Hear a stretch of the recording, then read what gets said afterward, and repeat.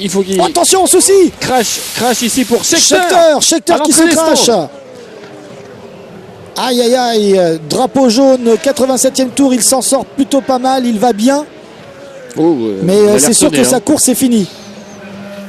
On était avec lui, on disait justement la difficulté de ce pilote il y a de cela quelques années de concrétiser ses bons runs, ses runs rapides en tournant et en finissant les courses. Et bien là, malheureusement, on semble être revenu quelques années en arrière. Je me demande si c'est pas en voulant rentrer au stand qui s'est craché en freinant, Thomas Scheckter. On va voir ça, mais c'est fort possible parce que vous savez que faire des tours et des tours à 350 et se retrouver à, je crois que c'est 100 ou 110 de vitesse réglementaire dans les stands, c'est très très difficile au niveau du rythme, et certains pilotes n'arrivent pas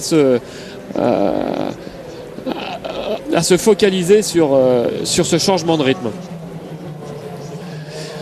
Et c'est vrai que Thomas Scheckter, malheureusement, est un peu coutumier du fait. On n'en a pas parlé encore, mais ça lui arrivait souvent. Non, il a perdu tout simplement le contrôle. En sortie de virage, il vient en fait glisser. Ouh là là, les voitures l'ont bien évité.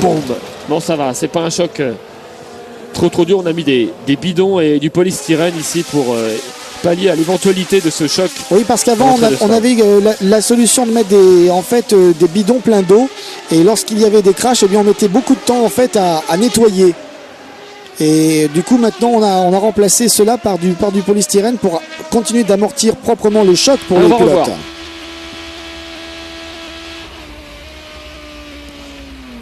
Petite erreur de trajectoire, vous avez vu, il est rentré trop à l'intérieur et il est arrivé sur ce qu'on appelle la pointe. Il a même limite